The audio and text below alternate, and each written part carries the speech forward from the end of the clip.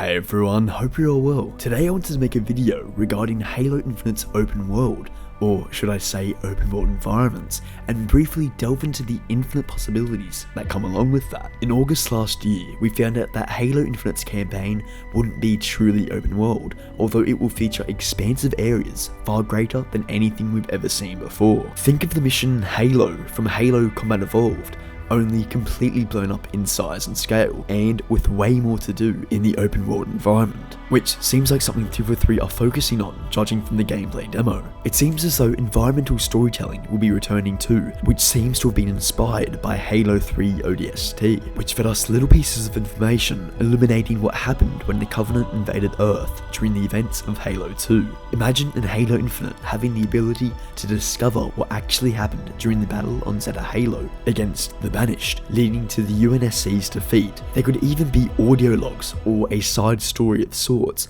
that reveals what happened, very much like Sadie's story from Halo 3 ODST. The possibilities here are quite literally infinite. No! No! No!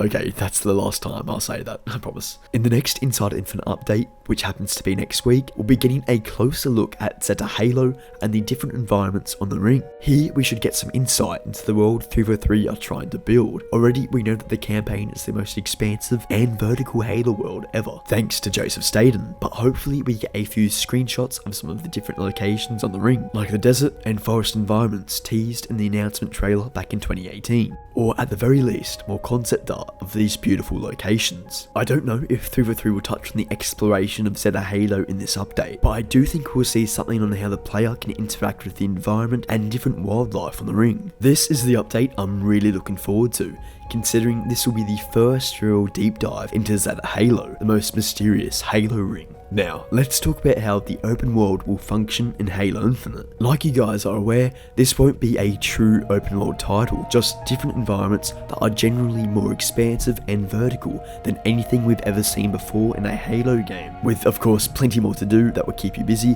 as you traverse through the ring. Backtracking, for example, will be heavily featured during the campaign and is something that the player will be able to do after unlocking certain areas or defeating the enemies in that location. Here's what Paul Crocker, Associate Creative Director for Halo Infinite, had to say on the Halo ring and its open world potential. It takes place in a huge world that is open and expansive. We have a storyline that pulls you through it, which is effectively unlocking certain areas. But as you progress through it, you have the ability to backtrack and explore to your heart's content. There is a lot to find out in the world. Paul seems to be alluding to skulls, hidden achievements, and even secrets that would otherwise not be found while following the main story. 343 are really encouraging exploration here, which is just awesome to see. Having incentive to go off and search for cool little things just makes the world all that more exciting yet mysterious for the player. Honestly, just thinking about that gets me really excited. Let me know if that's the same for you guys. In the campaign demo, we saw a map that showed the general landscape and mission objectives for the player to complete. Just by looking at that map,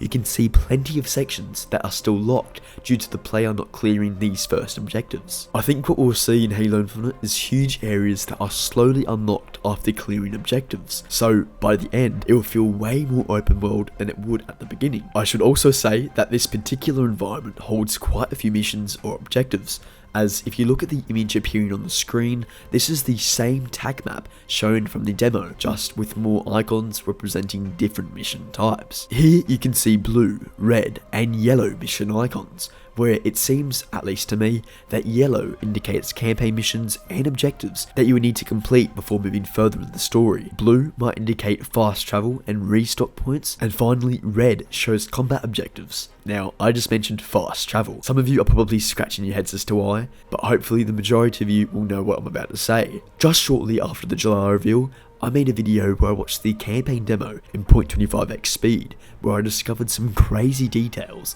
many had missed. One of the big things being fast travel. I won't go into much detail on it here, but make sure to check my video on that if you haven't already. But going back to the map shown in the demo, it's clear that we'll get a few more of these expansive areas during the campaign, most likely different parts of Zeta Halo. This is where we should see different environments, like a snowy, desert, or even a jungle setting. Just imagine as you move around these huge areas that there's different firefights and events going on, with tons of choices to be made. And I think Joseph Staten perfectly summarized that feeling when he said this: "Everywhere I looked, I saw choices. Do I explore off the golden path, assault that banished warbase guarding the valley pass, follow a flight of Forerunner sentinels into that unexpected cavern, rescue a squad of marines dug in and desperate halfway up that mountain? Or do I keep pulling the mainline story thread that feels epic and intimate at the exact same time?" This is what 343 are aiming for with this campaign. While it's not open world per se, they are still trying to evoke wonder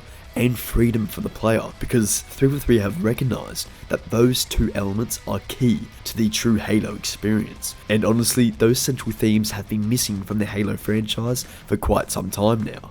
Remember, it has been said by 343 that Halo Infinite is going to be a spiritual successor to Halo Combat Evolved, where Bungie used the themes of hope, mystery, and wonder to evoke feelings in Halo players that have stuck with them ever since stepping onto the first Halo ring.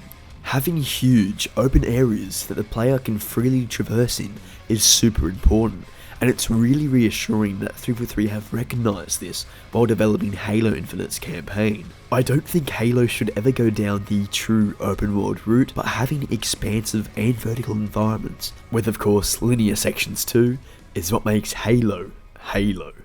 Alrighty guys, that's going to wrap it up for today. I hope you learned something new in this video regarding Halo Infinite's open environments. I'm so excited for this game. The wait is killing me. Let me know if you guys are struggling with the wait too. If you guys want to join my Discord, the link will be in the description, my Twitter also. Anyway fam, thanks so much for watching. Please like the video if you enjoyed, and subscribe if you want to support me that little bit extra. Thanks guys, have a good one.